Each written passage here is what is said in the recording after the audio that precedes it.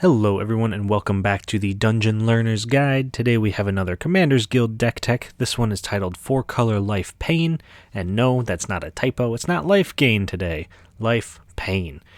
And I'll explain what that means in just a moment. But first, if you haven't seen this show before, what we're doing is we are going to scryfall.com, randomly selecting a card, working with a budget of $100 or less, and building a commander deck for Magic the Gathering around a theme of the chosen card.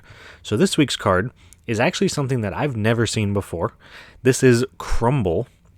It's 1 green for an instant that destroys target artifact, but that artifact's controller gains life equal to its casting cost. So this is actually a pretty decent card. 1 mana, destroy an artifact. The only downside is giving your opponent life. And hopefully, if all the pieces of this deck work together, we're going to find a way to turn that life gain into a net neutral or net negative for our opponent, meaning that we basically have a 1 mana, destroy target artifact. Now, to do that, we are going to be playing a commander that has a lot of other abilities going on that lets us get through our deck pretty easily, and that is going to be Kenrith the Returned King. Now, I know what you're thinking. We said in the title that this is 4 color Lifepain. Kenrith is a 5 color deck. Now, just because Kenrith has all 5 colors doesn't mean we're actually playing all 5 colors. We don't have any blue in this deck. Some of our lands, things like Command Tower and Exotic Orchard, can produce blue mana, but we have no blue spells. But we still wanted the abilities that Kenrith has, particularly his first and third abilities to give Trample and Haste, or to gain 5 life. Now, because we have Kenrith at the head, and we have Crumble as our main card of the week, we decided to put our themes around those 2 cards. And the first theme that we're going to go into is enchantments. We actually have a pretty decent enchantment sub-theme in this deck.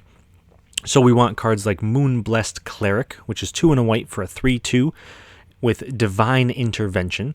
Whenever it enters the battlefield, we can search our library for an enchantment, reveal it, and then shuffle and put that card on top. So whatever enchantment we need at any given time, we can go and get it. There is 1 enchantment we will probably be getting a lot more than the others, which we'll get into in a minute. Gotta save that for the end of this. Our second theme is going to be helping our opponents gain life, which sounds weird, but if you think about it, Crumble actually wants to help our opponents gain life. We want to do something, in this case, destroying an artifact, and give our opponents life. So Aria of Flame is another great example of a spell that does that. So it's 2 and a red for an enchantment. When Aria of Flame enters the battlefield, each opponent gains 10 life. It does also have the additional upside of whenever we cast an instant or sorcery, which we do have a fair amount of, put a verse counter on Aria of Flame, and then it deals damage equal to the number of verse counters on it to target player or planeswalker. So a very useful ability, but it's honestly the life gain that we want the most. Which leads us into our third major theme, denying our opponents the life. So we have a ton of cards that have our opponents gaining life as a downside to a pretty decent spell.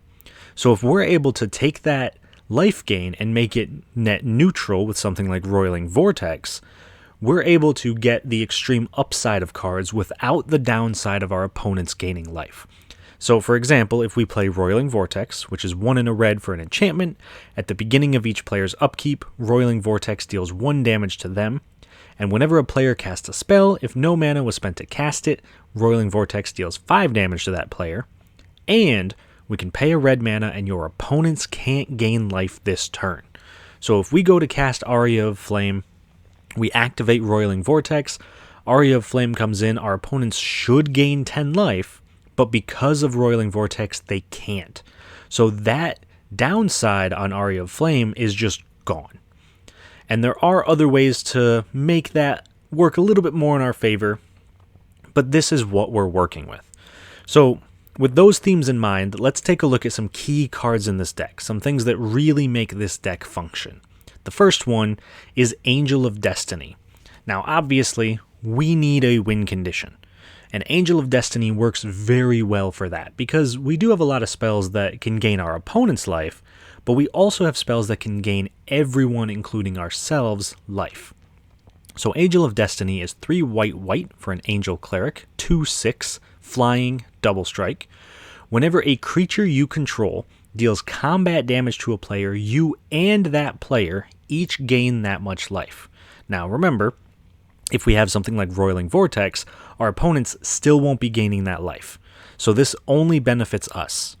And at the beginning of your end step, if you have at least 15 life more than your starting life total, each player Angel of Destiny attacked this turn loses the game. So we're able to get our life hopefully up to 55, hit someone with Angel of Destiny, maybe they gain the life, maybe they don't, but in the end it doesn't really matter because they will just lose the game on our end step at that point. So the life gain is going to help us and hopefully not do too much for our opponents. Our second key card is Congregate, which is a little bit of a weird card. It's 4 mana for an instant that says target player gains 2 life for each creature on the battlefield.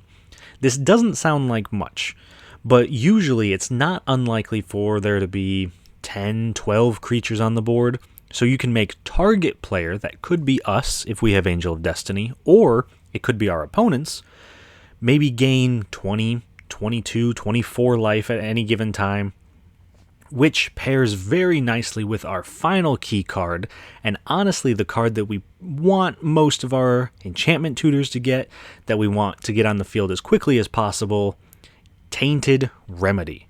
Tainted Remedy is 2 and a black for an enchantment that says if an opponent would gain life, that player loses that much life instead. So if we go back to something like Aria of Flame, 3 mana, enters the battlefield, all opponents gain 10 life. If we have Tainted Remedy on board, it's just 3 mana, do 10 damage to each opponent, which is incredibly powerful. Congregate becomes 4 mana, do 20 to 25 damage to target player. Angel of Destiny does double damage when it hits, because it'll do 2 damage when it hits our opponent, and then they'll lose 2 life when Angel of Destiny tries to have them gain that 2 life. So every single life gain spell in this deck becomes a lethal threat with Tainted Remedy on board. So those are our key cards. I do want to take a look at some cool interactions that came up in this deck, things that I was a little bit surprised going through, this first one in particular, because I found False Cure, which is not a card that I honestly knew about before this deck, and Happily Ever After. So False Cure is black for an instant. Until end of turn, whenever a player gains life, that player loses 2 life for each 1 life they gained. So again, if we use something like Aria of Flame, instead of doing 10 damage to each opponent, we do 20 damage to each opponent. And then Happily Ever After, 2 and a white. When it enters the battlefield, each player gains 5 life and draws a card, which means that with False Cure, each opponent will lose 10 life. Unfortunately, with False Cure, we will also lose 10 life, but hopefully that doesn't mean too much for us. And then at the beginning of our upkeep, if there are 5 colors among permanents you control, 6 card types among permanents in the graveyard, and our life total is greater than or equal to our starting life total, we win the game. There is actually not a way to trigger this. We don't have any blue permanents, so Happily Ever After doesn't work for us in that way. It's really just in here for the life gain and for the card draw, but with False Cure, that can be a lethal card just on its own. And then our second cool interaction is Pestilent Cauldron and Fumigate. So Pestilent Cauldron is tap, discard a card, create a 1/1 black and green pest creature token with when this creature dies, you gain 1 life. We can pay 1 and tap it, and each opponent mills cards equal to the amount of life you gained this turn. Or we can pay 4, tap it, exile 4 cards from a single graveyard to draw a card. Fumigate is 3 white, destroy all creatures. You gain 1 life for each creature destroyed this way. So we could use Pestilent Cauldron to make a bunch of pests, or gain a bunch of life with Fumigate and then mill our opponents for it. But really, what we want is the back of it.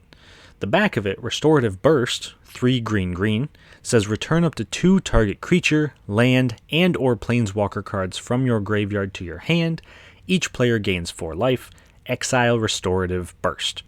So we can cast Fumigate, gain a whole bunch of life because we destroyed a bunch of creatures, use Restorative Burst to put the creatures that we destroyed from our graveyard back into our hand, and we help each player gain 4 life. So not only are we gaining life, our opponents are gaining life, but hopefully we're not losing as much out of this trade as our opponents are. And so, finally, with those cool interactions out of the way, let's take a quick look at the price of this deck. We came incredibly close to our budget this week, $99.47, and our most expensive card was Reign of Gore, which is red-black for an enchantment that says if a spell or ability would cause its controller to gain life, that player loses that much life instead. Now, when I first put this card in the deck, I thought this was only opponents, so that was my own mistake. But once I started tweaking and playing with it a little bit, I did realize it does work. A lot of players have some incidental life gain in their deck, whether it's the tap lands that gain them a life, or they're making pest tokens that drain things, or they've got Blood Artist and Zulaport Cutthroats, and cards that just add up over time, gaining 1 or 2 life here and there. So Reign of Gore actually puts in a lot more work than you would expect. And with this deck, we're able to control who gains life and when they gain life. So Reign of Gore can be incredibly useful at any given point. However, with that being said, it is a $10 card. And if you're looking to drop the price of this deck, get it down to about $89, underneath that $90 price point, you can easily cut Reign of Gore. It's not necessary to the deck. I just thought it was a nice backup piece in case we needed it, but it is definitely not necessary. And so finally, with our deck tech out of the way, let's jump into a game. We're going to play it against 3 opponents. This week we have Marin of Clan Nel Toth being played by Jason. This is his old Izoni deck from what he said, and he's tweaked it, added Marin, tried to change it up a little bit. So his Izoni deck is incredibly powerful, so I would imagine Marin would be even more powerful. I've definitely died to Marin a lot in the past, and we don't have a lot of answers for graveyards and recursion, so hopefully he's got some incidental life gain in there that we can take a little bit of advantage of. We also have Kumena, Tyrant of Orazca, being played by Shawn. This is, of course, a merfolk deck. Shawn, a big fan of tribal synergies.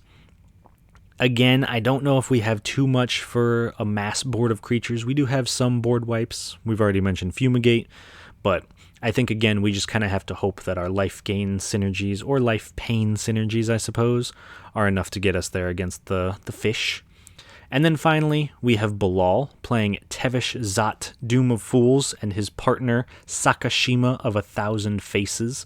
This is a clone deck, and so his entire goal is to pick the best thing on the board, make a bunch of copies of it, and hopefully use his opponent's decks against them.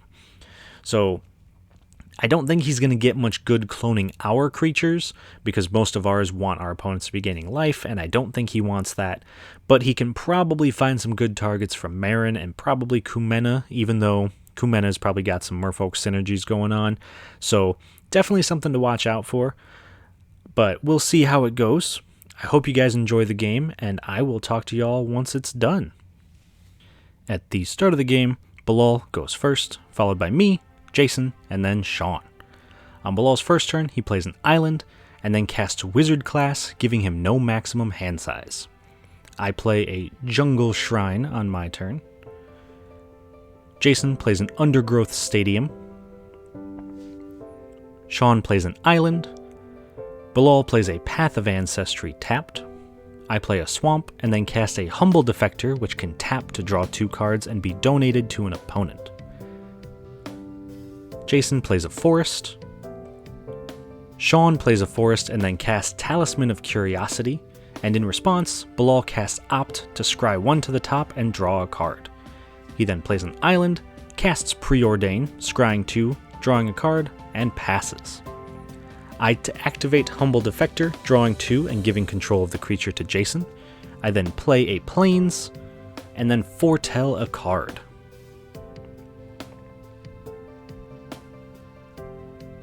Jason plays a Forest, and then activates Humble Defector, drawing 2 and returning it to my control. He then casts a Dawn Treader Elk, and follows that up with a Spore Frog, a card that I've personally lost to more than any other card in Magic.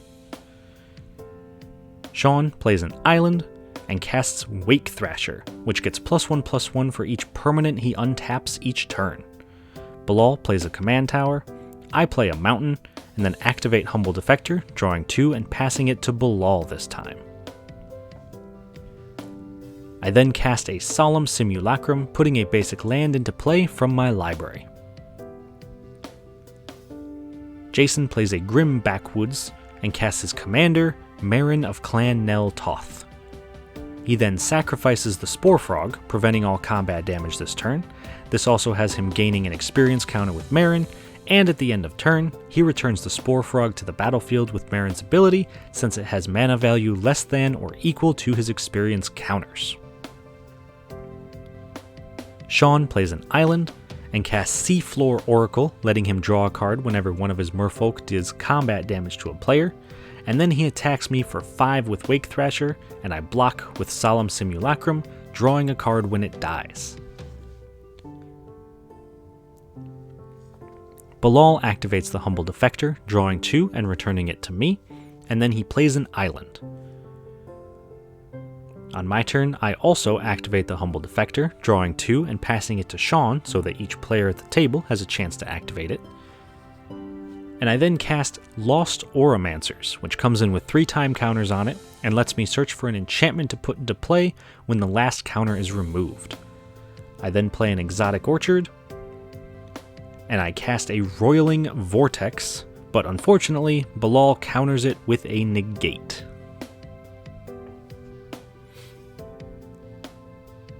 Jason plays a Swamp, and then casts Vraska Golgari Queen. He activates Vraska's +2 ability, sacrificing his Dawn Treader Elk, drawing a card, gaining a life, and getting an experience counter. Then, at the end of his turn, Marin triggers, and he returns the Dawn Treader Elk to play. Shawn plays an Island, and then activates Humble Defector to draw 2, and returns it to my control. He then goes to combat and attacks Bilal for 2 and Vraska for 8. Before the damage, Jason blocks with his Dawn Treader Elk, and then sacrifices it to put a basic land into play. Bilal then takes the damage, and Shawn draws a card thanks to Seafloor Oracle. In his second main phase, he casts a Thought Vessel, giving him no maximum hand size, follows that up with a Combine Guildmage, and then finally a Kumena Tyrant of Orazca.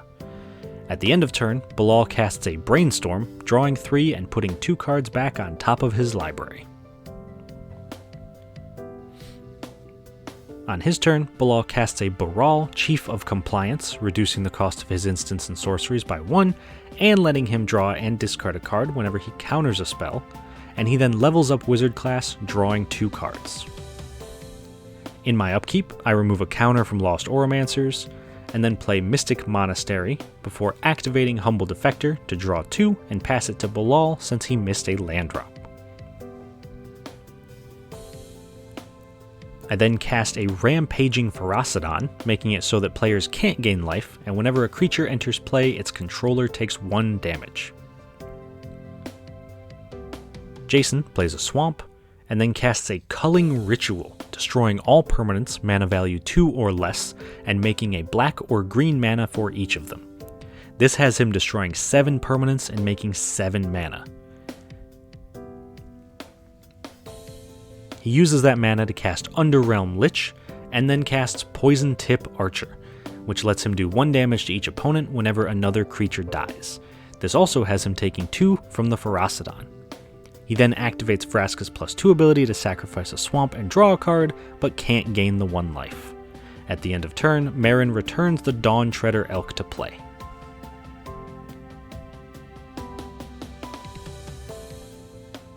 On Shawn's turn, he taps the Wake Thrasher to make Kumena unblockable, and then attacks Jason for 2, drawing a card on damage. In his second main phase, he casts Jungleborn Pioneer, making a 1/1 Merfolk token with hexproof when it enters, taking 2 damage. He then casts a Lullmage Mentor, letting him tap 7 Merfolk to counter a spell, and making a Merfolk token whenever he counters a spell. Bilal plays an island, and casts Gigantoplasm to copy any creature on the board. In response, I cast Swords to Plowshares to exile Jason's Underrealm Lich so that it can't be copied. The Gigantoplasm then enters as a copy of Marin. In my upkeep, I remove another counter from the Auramancers, play the World Tree, allowing my lands to tap for any color, and then cast my commander Kenrith the Returned, taking 1 from the Ferocidon. Jason plays a forest and casts Buried Alive, searching his deck to put Ravenous Chupacabra, Woe Strider, and Belladros Witherbloom into the graveyard.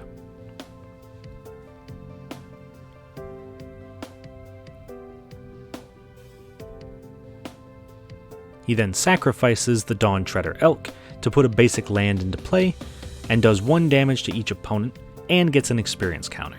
He also activates Vraska's +2 to activate a swamp, draw a card, and then casts Altar of Dementia, allowing him to sacrifice a creature to mill target player equal to its power. At the end of turn, Marin triggers, returning Ravenous Chupacabra to play, destroying my rampaging Ferocidon. Shawn also taps his Merfolk to Kumena's ability to draw a card.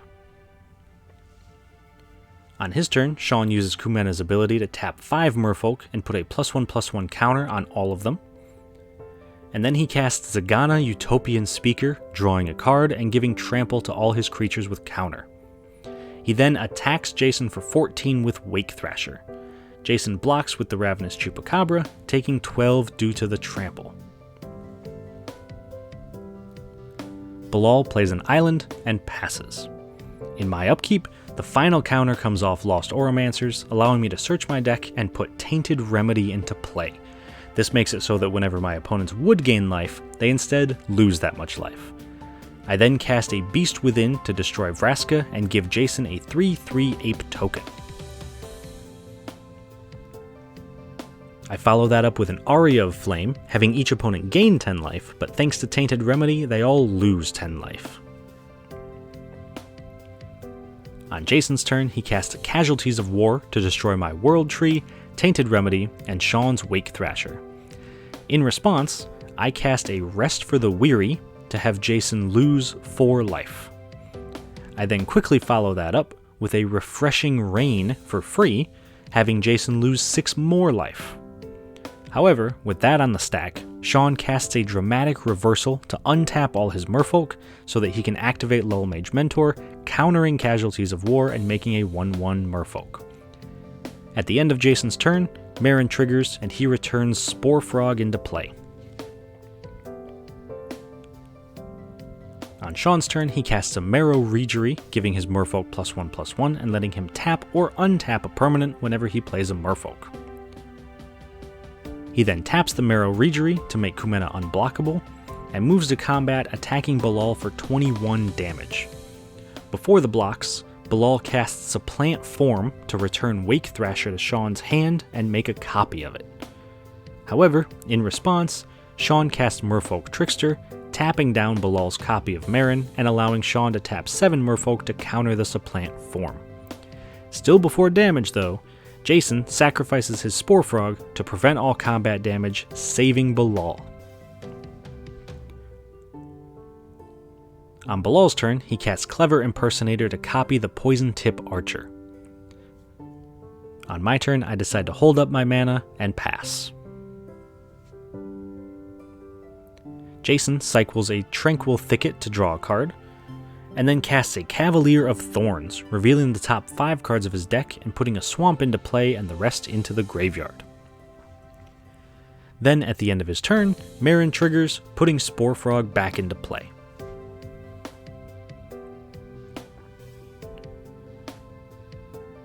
On Shawn's turn, he casts Kopala, Warden of Waves, making his opponents pay 2 mana to target any of his Merfolk, and tapping down Bilal's Poison Tip Archer. He then attacks Bilal for 27, attempting to knock him out of the game, but before the damage, Bilal casts Ghostly Flicker to exile Kenrith and Clever Impersonator. This lets his impersonator return as a copy of Spore Frog, and he sacrifices it to prevent all combat damage this turn. In Shawn's second main phase, he taps 3 Merfolk to draw a card, and then plays an island. Bilal plays a swamp, and casts Clone to make a copy of Spore Frog, but Shawn counters it with his Lull Mage Mentor. Undeterred, Bilal casts Evil Twin to copy the Spore Frog.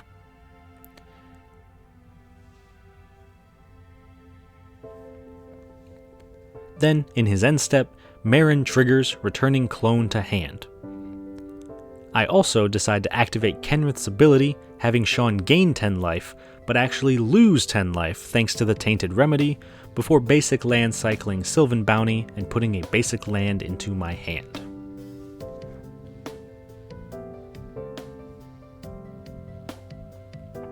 On my turn, I play a mountain, and then at the end of my turn, Jason sacrifices Cavalier of Thorns to mill himself for 5, exiling it and putting Beast Within on top of his library.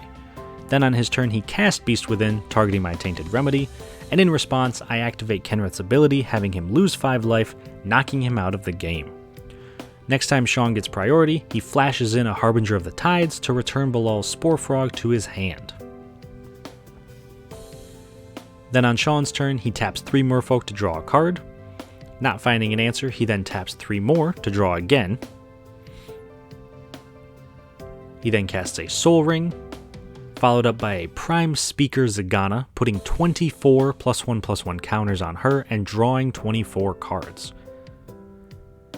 He then moves to combat, attacking Bilal for 32 damage, knocking him out of the game, and this then allows me to untap and activate Kenrith twice to kill Shawn, winning me the game. Alright, so that was a sweet game. Now, it's been a long time since we've actually won a game on the channel, so I'm very excited that this was the deck that pulled out the victory.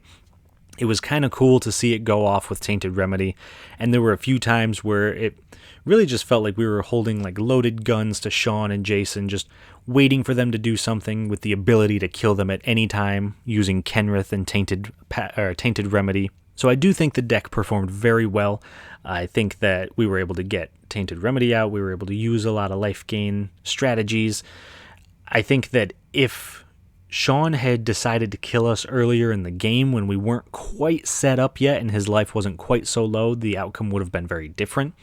But I think that the overall MVP of this game was actually probably that Spore Frog, which, as much as it pains me to say, Spore Frog is my personal arch enemy when it comes to Magic the Gathering. But Jason's Spore Frog saved him multiple times. It saved Bilal multiple times. It was copied multiple times. I think that Spore Frog put in a lot of work for everyone at the table. And overall, honestly, this game was just tons of fun to play. And I hope you guys enjoyed it as much as I did. In the future, if you have any suggestions for future videos, please do let me know. I would love to take suggestions. We've done those before. And you can always follow me on Twitter as well. That is in the description for the video. That's where I post the links to new videos and try to post some updates.